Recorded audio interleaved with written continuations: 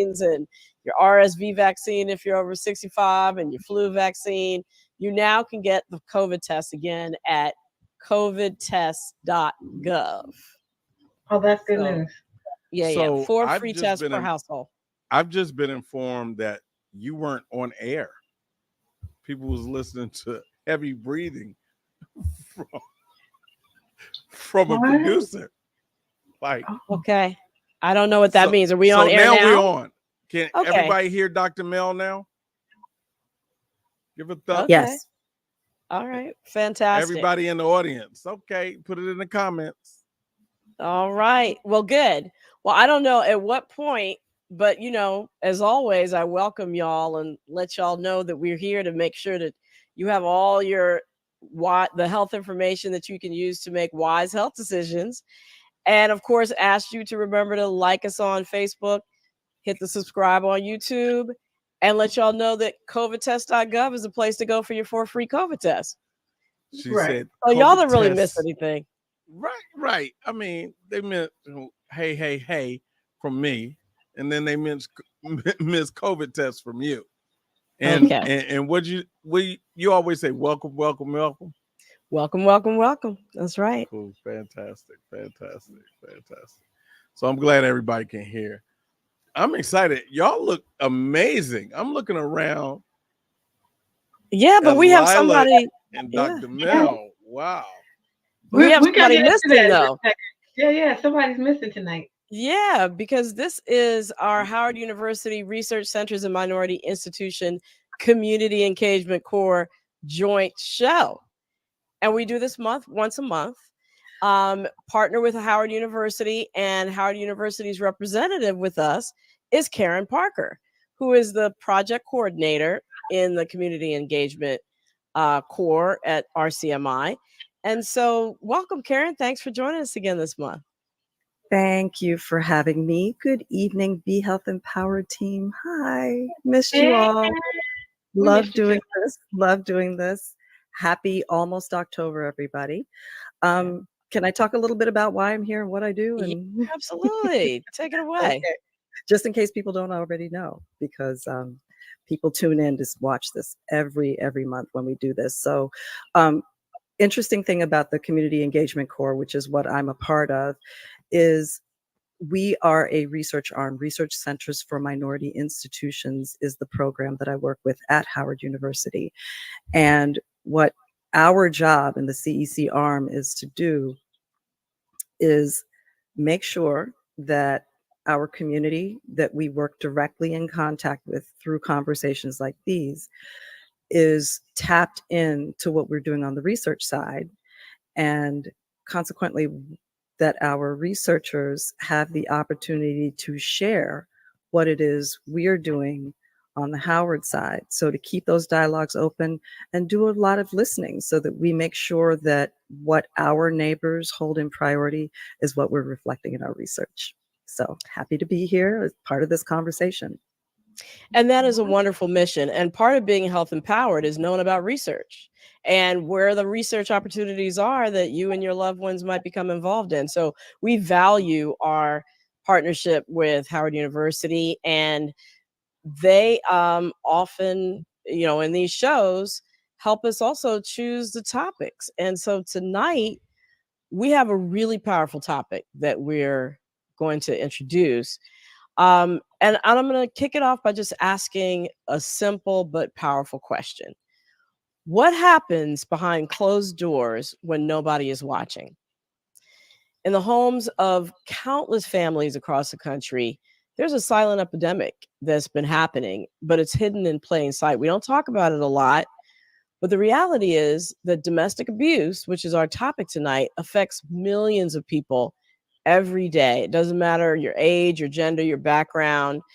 I know myself as an emergency physician, I saw my fair share of men and women who had experienced domestic abuse. And so before we really get into the subject tonight, I just want to let everybody know that this is a very serious topic.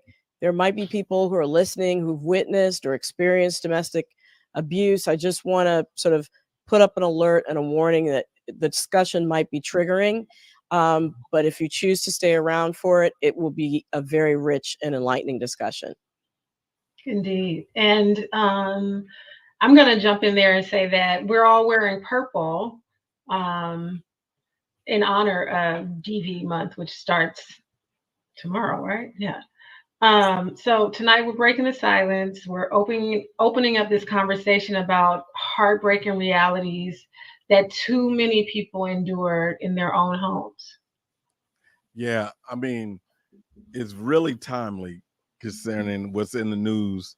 And lately, a gentleman was arrested and is being held currently, who we saw a whole tape of him, you know, dragging his partner, his girlfriend, down a hall and kicking her, and that's on tape. And you know, we could say that without mentioning the 1,000 bottles of baby oil, right? We could say people get hung up on the funny stuff, but what's not so funny is women who were affected, women and men who were affected by this person who's, you know, you can read it in the headlines, you'll know who he is. Right. Well, we're talking about somebody who we might as well, you know, it rhymes with fiddler, right? Who's been the diddler? I'm not gonna say the name, but rhymes with fiddler. We didn't say the name. Kind of sounds like. And was arrested for sex trafficking, racketeering, and accused of domestically assaulting a woman partner. And I think that's really interesting because so often that's exactly where we go, is to the physicality of DV. But is this the only type of domestic violence? I think our expert gets to really break down what DV, and I'm going to say DV.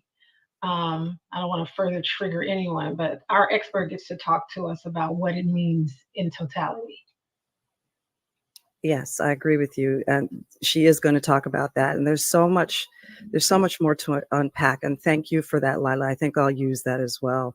DV does it destroys individual lives, and it rips through families and communities, and especially in marginalized groups where there's less access to resources. Mm-hmm. So we're going to be talking tonight about how to recognize it, how as a community we can stand up against it and support those who really need the help. So really, it's not just a problem that's individual, it's everyone's responsibility.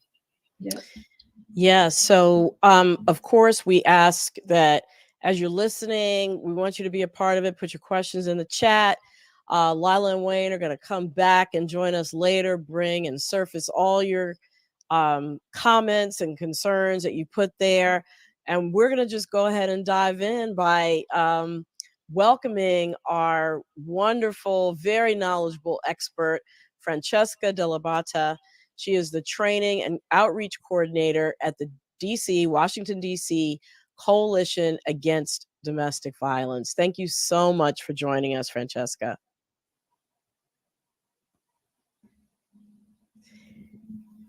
Can you all hear me? Yes, we can hear you now. There we go. Yes. Okay. Thanks for joining us. Yeah, thank you, Dr. Mel and Karen, for bringing me in tonight. I so appreciate getting the opportunity to speak with you all and speak to all of your listeners. As you all were getting at, this is such an important topic to discuss. And one of the biggest challenges with domestic violence is it's in the home, it's hidden, and there's so much stigma in talking about it. That's so valuable when people like you who have connections in the community bring up these conversations. And I always like to say, start the conversation, because an hour isn't enough to get through it all, but to really start these conversations and what we can do as a community to address domestic violence. So thank you so much for having me here. And I'm glad you brought that up about starting the conversation, because this is actually going to be a two-part conversation. We're going to continue this next month. So we're glad that you are our expert to kick it off. And I think we should start off by, kind of setting the table around terms, like words that people hear, so that we can all understand the discussion. So we've heard the term domestic violence, DV, as Lila was referring to it, as well as the term intimate partner violence. Can you talk to us about what these mean, how they differ, how they're the same, what the overlap is? Yeah, that is a great question to kick us off, because definitions are the foundation for our shared understanding. So at the Coalition, we use the word domestic violence. Domestic violence is an umbrella term that includes things like intimate partner violence. And so the definition of domestic violence, when we say this, it's a pattern of coercive and abusive behaviors used by one individual to exert or maintain power and control over another individual in a dating, formerly dating, family relationship. So in that definition, there's a couple of pieces that are important, but getting at, those different words we use, it's also often called dating violence or spousal violence, spousal abuse. But the reason we use domestic violence is to get at everyone who can experience it, like you were mentioning, Karen. Because when, sometimes we hear that word spousal abuse, what comes to mind might be an image of a heterosexual relationship with a man as an abuser and a woman as a survivor. And we want to break down those barriers and really emphasize that anyone can experience domestic violence. It can be with a partner, it can be with a family member or a caregiver, with someone you're living with. So there's a lot of different people who can be really affected by this. So that term domestic violence is that umbrella. It gets at it's violence in that home, it's domestic, it's behind closed doors, and it really is about that power and control, which it will be a theme, I think, through what we talk about tonight. Yeah, no, thanks for breaking that down, and also for highlighting that it can be anyone who is the perpetrator and anyone who is the victim. It doesn't go by gender lines or age, certainly. And then what does the term abuse mean in the context of a relationship? Yeah, so that gets at that power and control piece is the really key part of our definition of domestic violence. We often think that abuse is exclusively physical, and that's often the only abuse that we can see. It's one of the only forms of abuse that might show up on someone's body or be visible. But power and control is at its essence what domestic violence is. So there's an imbalance in a relationship where that survivor doesn't have power and control, but that abuser does. And so when we talk about abuse and different types of abuse are the ways that an abuser exerts their power and control, keeps that survivor from gaining power and control in their life, from gaining that independence. So abuse might be physical, but it can also be emotional. It can be spiritual abuse or housing abuse. It could be language abuse. So it's these different ways that an abuser is exerting that power and control and keeping that survivor from gaining independence, gaining support, getting out of that isolation. Got it. Thank you. Thank you for really breaking that term open for us.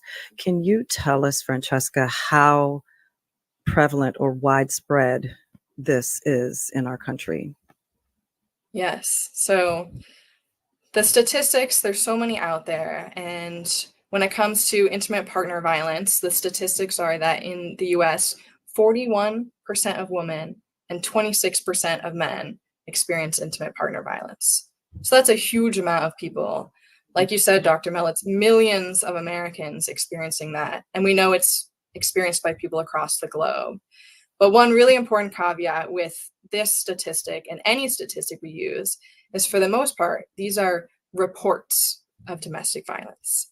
So that's really key. These are not numbers of people who are actually experiencing it, but those who report. And so when we think about the stigmas that anyone faces when coming forward and gaining access to support, and then we think about additional stigmas that certain groups face, likely all of the statistics we're seeing are underreports, and even more so potentially for certain groups like men or trans survivors or groups who have been historically discriminated against and don't have as much access to those resources. But we know it's so many people who are experiencing this. And like you both said, it's often not visible, which is often not talked about. Sort of like a tip of the iceberg phenomena. Exactly. Yeah. Mhm. So do these rates differ depending on the community that we're talking about? I know that you Yes. already started to bring that up, but I wanted to kind of zero in Delve a little deeper. yeah. Yeah. So this is a really important piece when we have these conversations. We Mhm. always want to emphasize that anyone can be a survivor of domestic violence. And that's no matter how much privilege you have, no matter how much money you have.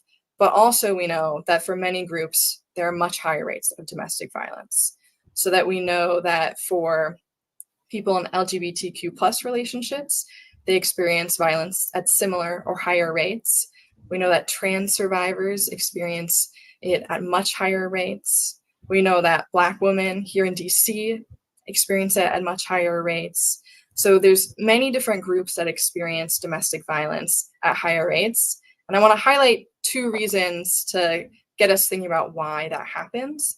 The first being why someone might be extra vulnerable, and the second being those barriers to resources. So we know that if someone is part of a marginalized community that historically has been discriminated against, that can make them more vulnerable, because going back to that power and control dynamic, that abuser can kind of attack that vulnerability and, isolate someone further. It could be, I'll out you to your family if you don't stay with me, or no one will believe you because you're blank. So it can be And this I aspect. don't mean to interrupt, but I just wanted to Yeah. highlight that isolation piece, because I think that's Yes. really key as a tool that's used that Right. further, isolating people keeps them away from being able to report and people understanding what's actually going on with them. So sorry to interrupt. Please keep No, going. that's a really important one to highlight, because that is so common in so many relationships. And thinking about the theme that we're getting at too of, how to identify, how to talk about in our communities, that isolation piece is really important. So we have that first part of, why someone might be vulnerable, but additionally, it might be a barrier to gain access to services. So we know that a lot of different groups, when they try to get housing support or speak to a domestic violence advocate or call law enforcement, will face discrimination in those moments that can lead someone not to gain access to services, to have a harder time gaining that support, that independence, and getting out or getting support with what they need. Yeah, that reminds me of a study of Black women who were seeking, who made reports to the police about the domestic violence that they were experiencing. They're 2 to 3 times more likely to be disregarded or even abused by the police officer in the context of seeking help. So that's to your point, that the abuser knows what groups, Exactly. if the person that they're dealing with, if they're already marginalized, and then it'll be that much harder for them to get help to address the Right. situation. Yeah. So, we talked a little bit about, sort of the high profile case that's going on right now with a public figure, and how that really kind of highlights and deepens the association of domestic violence with physical abuse. You started to elaborate on the different kinds of abuse. Can you talk a little bit more about that? Because people listening might be really experiencing domestic abuse and not even realize it because they think of it as purely physical. Yeah, that is such an important piece to this. I think so often we can kind of vilify one type of violence and disregard so many other forms of abuse that are so hugely impactful.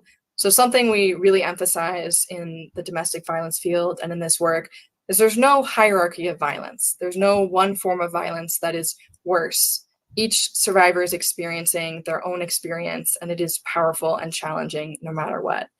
So we have physical violence, which is the one that shows up in the media, the one that shows up in movies, and can be hugely impactful and highly dangerous. So we know physical violence is a form of abuse, but there's also a whole slew of other types of abuse. So I'll make a flag that we use a tool called the power and control wheel to have these conversations, which you can look up afterwards on your own. There's specific ones for different groups, but it's a wheel that has spokes of different types of abuse. So I already mentioned a couple. isolation is on there, like you pointed out, Dr. Mel. There's emotional abuse, minimizing, denying, and blaming. So some of the things that when you hear the word gaslighting, or you think of someone, an abuser, blaming the violence and blaming the harm on a survivor, someone maybe threatening them with looks or signs that no one else understands. Could also be abuse via children. It could be the abuser using children as a tool to control that survivor, telling lies or threatening to call CFSA and get your children taken away. So those are a couple of examples. There's different ways that language and your immigration status might play into it. But one other one I want to highlight, and I can dive deeper into any ones, but one specifically talking about Black women and Black people experiencing this is one called collectivism, where it's this form of abuse where the abuser will say, well, you shouldn't report me because that'll look bad on our community, or try to pull in, whether it's your racial identity or your faith community or your ethnicity. That abuser can use that and say, well, you shouldn't report this, or it's really not that bad. We don't want to talk about, this in our community and make our community look bad. So there's so many different layers to the ways that abuse can happen. And that's just a few examples. Right. Or the fear, I think, sometimes of Black women not wanting to expose other Black people to the criminal justice system, period, because of the fear that, we don't want our men to end up in the criminal justice system. So they rather be the victim than have that happen. And I think that speaks to that collectivism piece that you just mentioned. Yeah. And one thing that makes me think of as well, I've worked a lot with immigrant survivors, and when an abuser doesn't have a legal status, that can also be a really big barrier where survivors will say, hey, I want this violence to stop. I want to live my life free of this relationship, but I don't want that abuser to be deported and potentially harmed. I don't want my children's parents to, encounter this. So there's a lot of layers there, whether it's, the criminal justice system or someone's immigration status, where even the abuser's identity and how they may face discrimination can really influence how a survivor feels comfortable going forward, what services they want to gain access to. This is a very rich conversation. It's got so many tentacles, right? This awful thing. Could you tell us a little bit about, you were talking about the work that you do with these various groups. What does your organization do? I'm referring to the DC Coalition Against Domestic Violence. And how do you leverage your role within the organization? Yeah. So I know listeners are some in the DC, concentrated around here, but around the nation. So I work at the DC Coalition Against Domestic Violence, but there are coalitions in all states. They are sometimes a combination of domestic violence and sexual assault coalitions, but you can look it up. You will have your own coalition. And we are a collection of service providers who provide support to domestic violence survivors. So here in DC, we have 18 member programs who provide things like legal services, case management, culturally specific service providers, all these different forms of support. And so our role at the coalition is to simultaneously support those member programs, train them on ethics and domestic violence 101, on trauma-informed care, to support them in their work, as well as to work to advocate across the DC area. So we have a policy arm that works on gaining funding for survivor-centered programs and really making sure survivors are thought of in, anything that's going through in DC. And then we have our training arm, which is where I am with my colleague Liz. And our goal is to do things like this, talk to the community, really destigmatize domestic violence and educate on what it is. So we train service providers, we train government officials, we train community members, and just really work for this grassroots and communal emphasis against domestic violence. Thank you for the work that you do. It's essential. Could you tell us a little bit more about what a service provider might be? Is it, because Yes. I heard you name a number of different groups. So is a service provider like a clinician or a social worker or What are a the lady from the services that community? people need? Yeah. Yeah. Yeah. So there's an abundance of service providers. And so you mentioned a clinician. And so if you think about what someone might need when they're experiencing domestic violence, that is a whole range of things. It goes from safety planning. So how do you stay safe while you're in that relationship, or if you want to leave, to legal services, from, getting a civil protective order, which is like a restraining order, gaining support with child custody or your immigration case. So there's service providers that do that, mental health and counseling, legal services. There's also crisis. So phone lines and chat lines that you can call if you're in a crisis in that moment. You're like, I really need support. We also have housing service providers. So one of the biggest needs across the nation for survivors of violence, whether it's domestic violence or sexual assault, is housing. And we know in DC, housing is really challenging.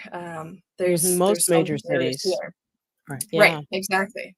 And so that overlap of people experiencing homelessness and experiencing domestic violence, there's a lot of people who are seeking support. So when we talk about housing, it could be crisis. So I really need a place now, to, support with rent and more long-term stability options. So those are a couple. And then the last one that I'll mention now, trying to make sure I'm getting a holistic picture, is we have a lot of culturally specific service providers. So we have certain organizations who work with people of different communities. We've got here in DC, AYUDA, who works with low-income migrants. We've got Deaf Dawn, who works with deaf and hard of hearing survivors. We've got the Person Center, who works with African immigrants. There's a number that work specifically with certain populations. And so that can be really helpful if a survivor says, I'm really nervous to come forward or gain support because I don't know who that person sitting across from me, how they're going to respond. They might not know my experience. And so some of those providers can be really helpful for certain survivors who say, hey, I want to talk with someone who's going to really get what I'm going through. So those are another really great resource that exists here in DC, but also across the nation. Yeah. Are these resources free of charge? Trust is essential. What was that? I'm sorry. Can you hear me? Are Yes. these resources free of charge? Yes. So these services, again, there's a whole range and there's different eligibility sometimes for different programs, but they are free, confidential services. So one of the really important pieces to that I think can get misconstrued is sometimes people might think, okay, if I call this number or if I go in to get support, I'm going to have to blank. I'm going to have to leave. I'm going to have to get a civil protective order. But the really important piece is we train advocates on this, domestic violence advocates, or who works at these organizations. You can just come and ask questions. You can gather information. You can say, hey, I really want to do something. And we're all trained to be survivor-centered, which is this understanding that the survivor, the person, is the expert in their own experience. So we're here to support. We're here to, we have all this knowledge and power because we've been in this work.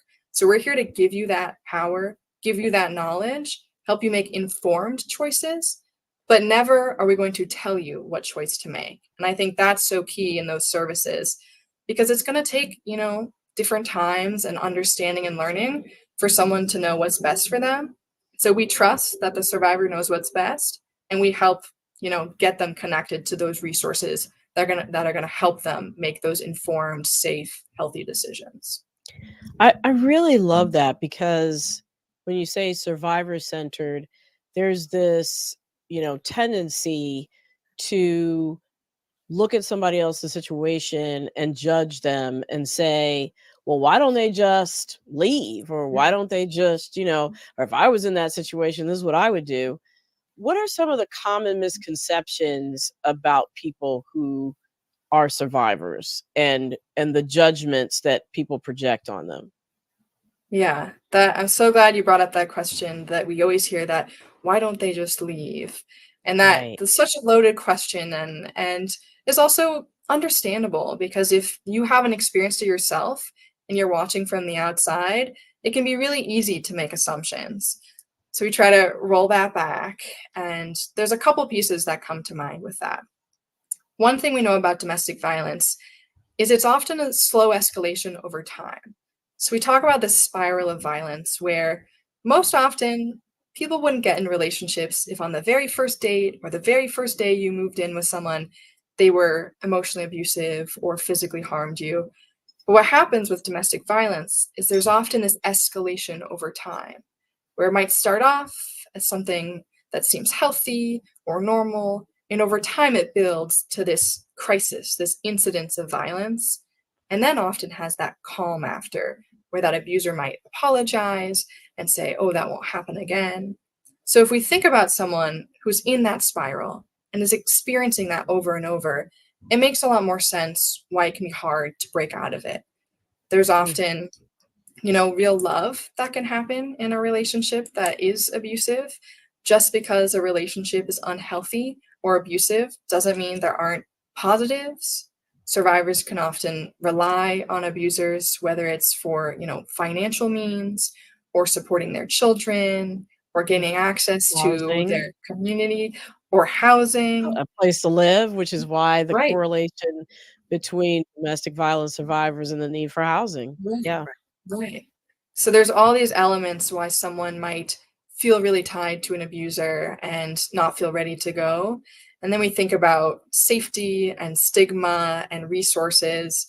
And we know that one of the most dangerous times in an abusive relationship is actually after it ends. So when someone is trying to leave, that can be a really high lethality time. It's called separation assault, where an abuser can retaliate. Because when we think about that power and control, it's that Yeah. survivor gaining access to more power and control by saying, I'm done, I'm gonna leave. That abuser can often try to re-exert that power and control in really dangerous ways. So those are some of the things that, I encourage you to have in mind when you're thinking about something and you feel the urge to say, well, why don't they just leave? There's so much context going on behind the scenes that you're not privy to that can really inform why someone stays or why someone is experiencing that and going through that. Can I just jump in here for a moment? Because it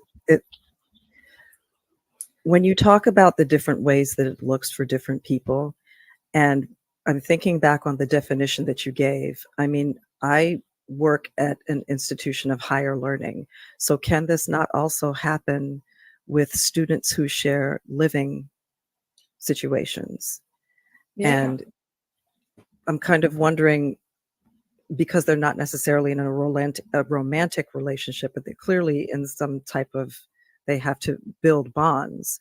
What Right. does it look like in these different types of situations? Like, it could look one way in a romantic relationship, like you were talking about that spiral, I think you called it.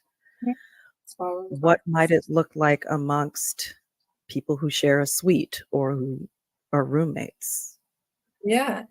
And I like that you brought up that definition again, because you notice in the definition of domestic violence, there's no word romantic or sexual or inherently a partnership that is a romantic partnership. It includes a lot of others. So you brought up roommates and people who share a housing situation. That can totally be a place where domestic violence happens. It might also be between someone who's disabled and their caregiver, or someone's mother-in-law who maybe lives in their home and is exerting that power and control and that emotional abuse. So it can look like a lot of the same things. It can look like that isolation that we've brought up, or that minimizing, denying, and blaming and emotional abuse, where that abuser is putting someone down and continuously trying to strip them of their power and control, isolate them from their friends, maybe gaslight them in that way. So there's different ways that it can show up, but it's not exclusively in a romantic relationship that it can happen. So, if people want to reach out, and get resources, what are safe ways, what are safe ways to reach out? What are some of the concerns that people need to have, especially if they might have children? For example, how can they make contact and still maintain their safety? Yeah, that is such an important question. And I will say it's getting even harder with the more technology that we have these days, because tech abuse and knowing who has access to your devices is a really important conversation when it comes to safely accessing resources. But for starters, getting connected to a domestic violence advocate is one of the first steps that can be really helpful here. So domestic violence advocates are those who work at domestic violence organizations.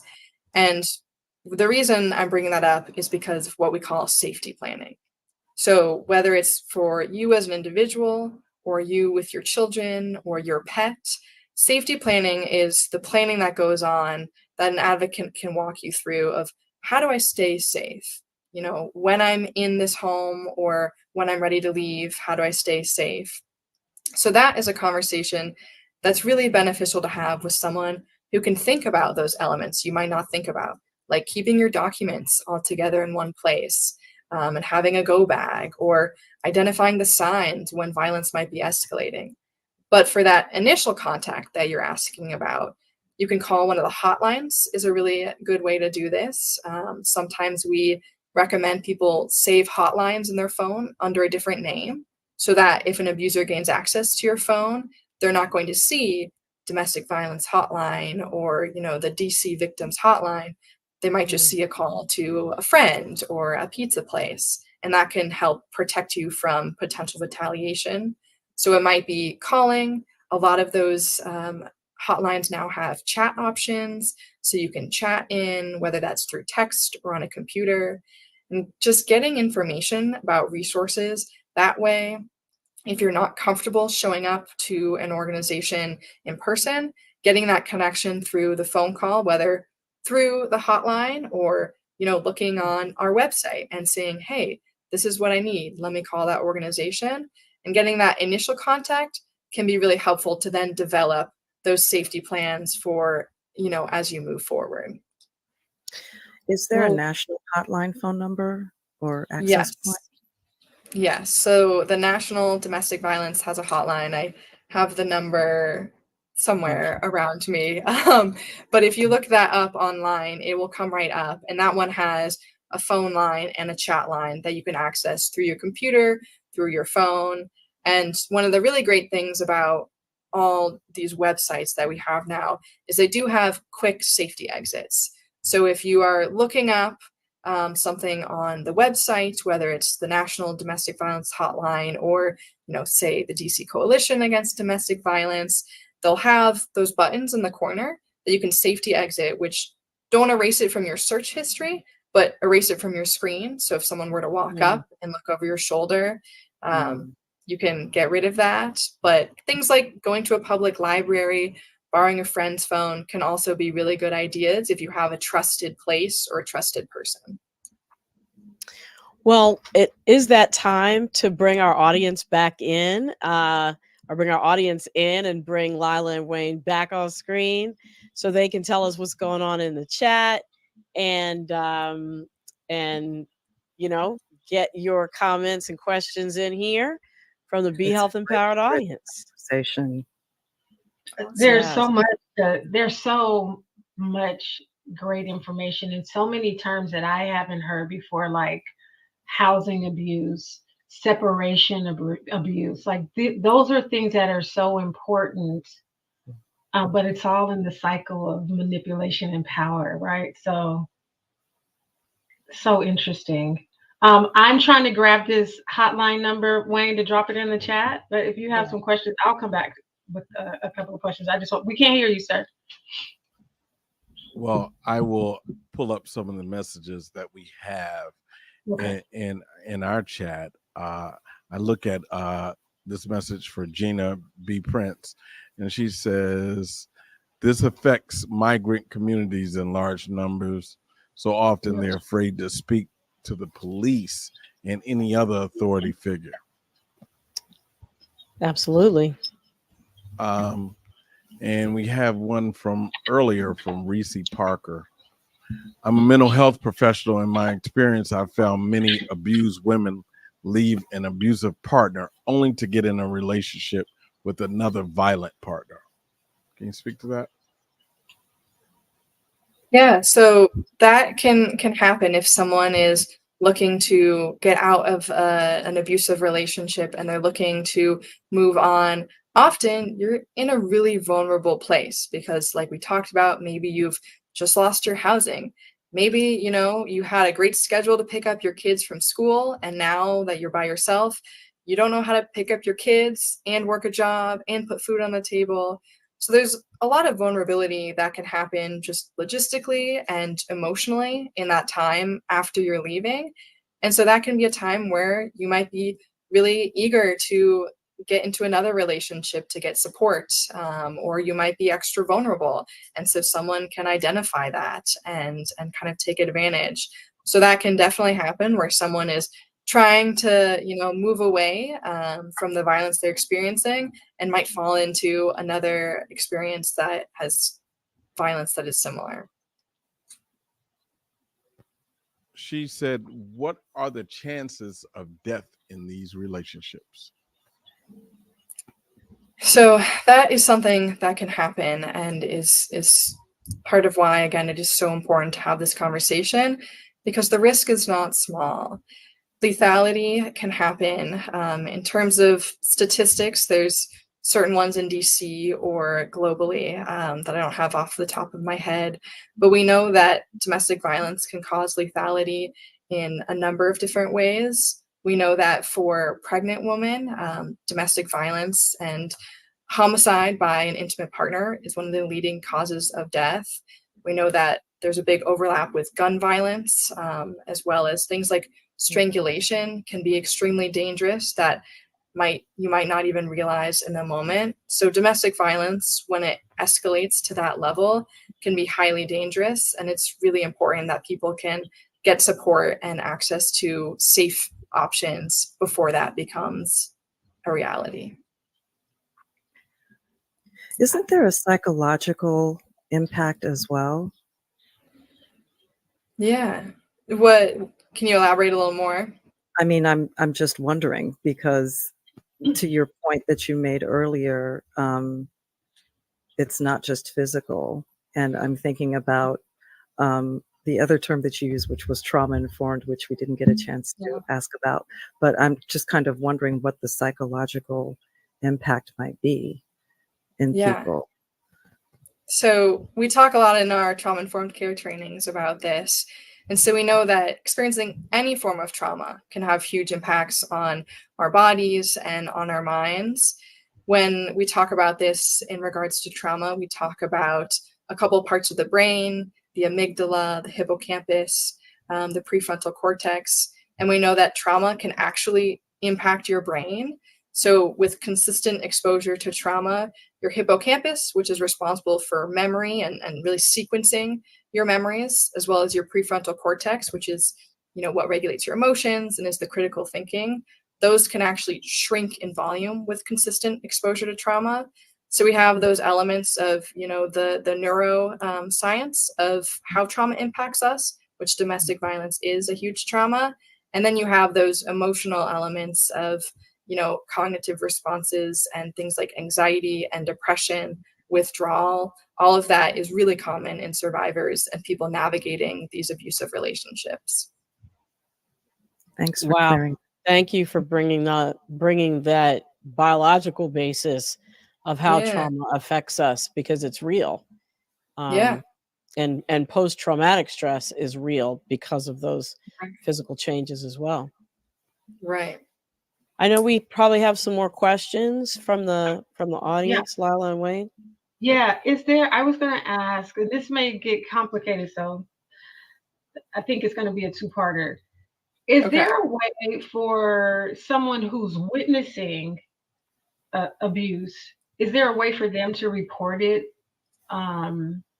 anonymously without having to go and speak with law enforcement? Likewise for the victim themselves, is there a way to report it without having to show my face or their face? And I'm not saying I'm being abused at all, but I'm just saying, is there a way to report that anonymously? Particularly in my head, I'm sort of thinking, particularly for someone who's sort of witnessing it happen to someone else. Yeah, so this is a really, I think, important question a lot of us have. And before I, tell you how you might report, the really important response to this question is that we want to be survivor-centered here. And so we don't want to report without someone's consent. We want to connect with that survivor and see, what they want for support.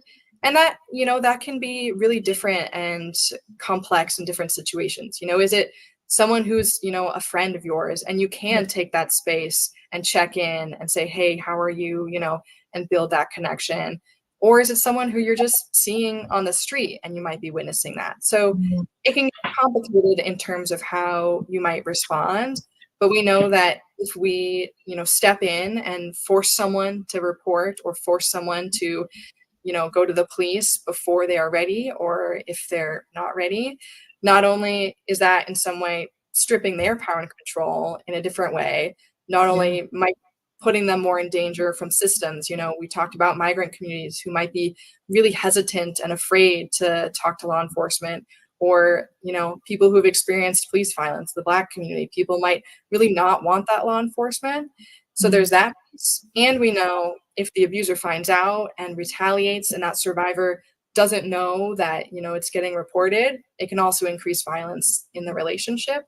So that's the kind of global picture on how we might do that. But in terms of, if there's a high danger situation and you do need to report, what we do recommend is, calling NPD or CFSA, Child Family Services, for that emergency support. If in that moment, you're witnessing a really highly dangerous, potentially lethal situation, those emergency services are where you can report. And the last note I'll make on this is, you can do your own learning and reflection of when I started as a caseworker, I didn't know how these processes work. So I just talked to an advocate and I was like, hey, what does it look like?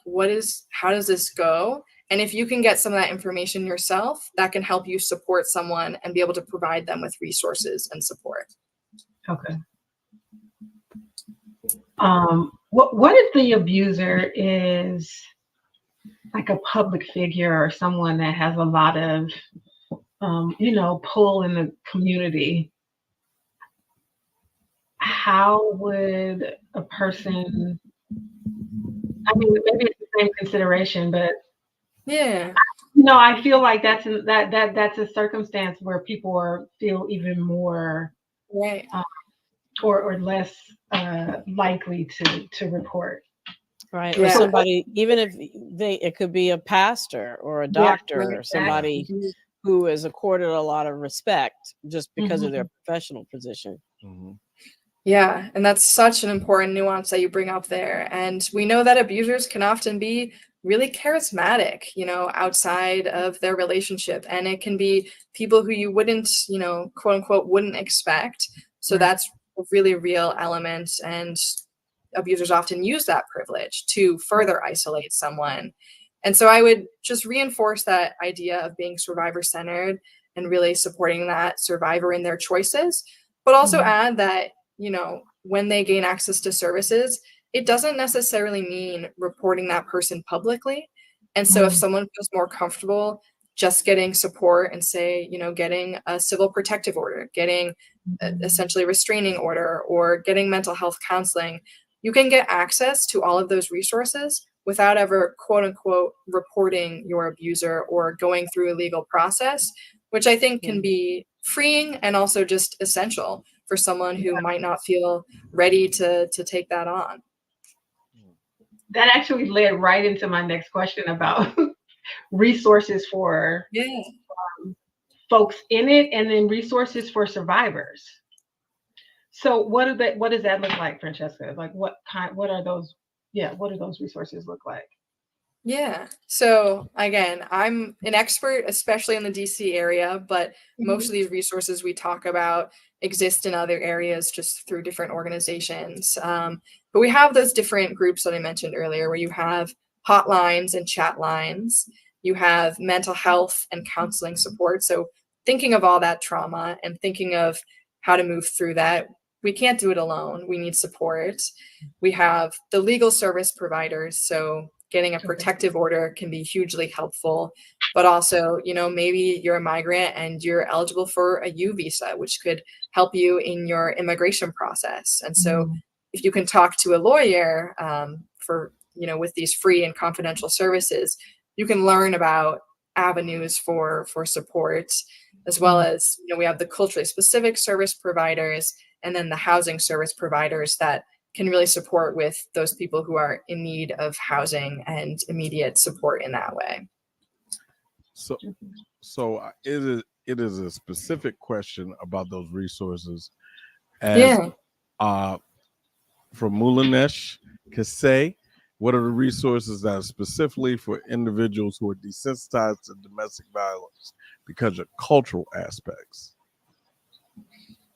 Yeah, so that's a really important note to bring up, is that we talk a lot about this in our trainings, that domestic violence is never normal, but can often be normalized in certain groups, whether that's, a larger culture, whether that's the sports team you're on or your ethnic group or whatever group that is. So when thinking about that, as a survivor, sometimes accessing those culturally specific service providers can be really helpful. If you hold an identity that you feel you might not be respected or responded to well, going to general service providers, finding a culturally specific service provider. And then I don't know exactly if this was where their question was going, but there are also some resources for people who might think that they are doing harm themselves. And so there's a new innovative hotline called A Call to Action that gets at that, as well as certain state-specific resources for people who might feel like they're engaging in those unhealthy behaviors, who might feel like they're being abusive. They can also gain access to support in learning how to, be a healthy partner and to provide, a safe environment. Wow. I'm glad that you mentioned that last one. And the other piece of the nuance about having a culturally specific provider is they can understand the nuances of your culture in terms of the way that people relate to each other and the ways that abuse can be showing up within the context of your culture that other people might not understand. So ethnic groups within the same we might look at, Irish people the same, but there's a difference between Northern and Southern Irish, and what are the nuances of the particular culture that we're talking about. Yeah. So, and the last thing I'll add really quick on that is, under survivor-centered and trauma-informed care, every advocate is, going to reflect the language and experience of that survivor. So we will all do that, and it's really for the survivor where their comfort lies. Are you more comfortable with a culturally specific? Are you more comfortable with a general service provider? But through survivor-centered advocacy, we're always going to reflect back and understand and work to understand what that survivor is telling us. So I want to say this. I want to remind everyone that it is a ticker, is a scroll for the domestic violence hotline that's going on. It's an 800 number.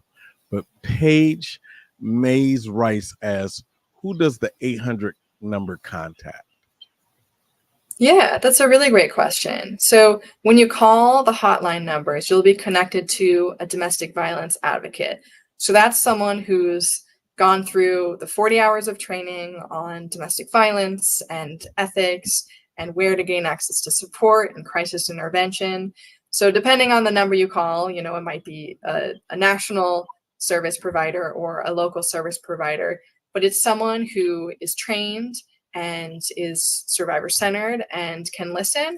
And then really their job will be to ask you what you need and help you connect with what you need. It could be one of those services, but it also might be like, hey, I'm really struggling in in a different way, and being able to get connected to whatever service and whatever support you need in that moment, that listening, that validating, and then that referral and connection.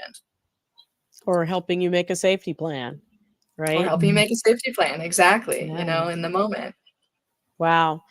Well, this has been just an amazing wealth of information, insight, understanding about survivor-centered services and care, not being judgmental. I mean, we've just covered a range. If you think that you might be an abuser, how to reach out for help. We've just covered so many things. Francesca, thank you so much for just being a wealth of knowledge and a clear explainer of so many of these concepts. Karen, thank you so much for all that you do, for putting this wonderful show together and helping us find Francesca. Wayne and Lila, what can I say? Y'all make it happen. Love you, appreciate you. Be Health Empowered family. Thank you for the great questions and the comments. And of course, until I see you next time, remember, be wise, be well, and be health empowered. Thanks so much. Thank you so much.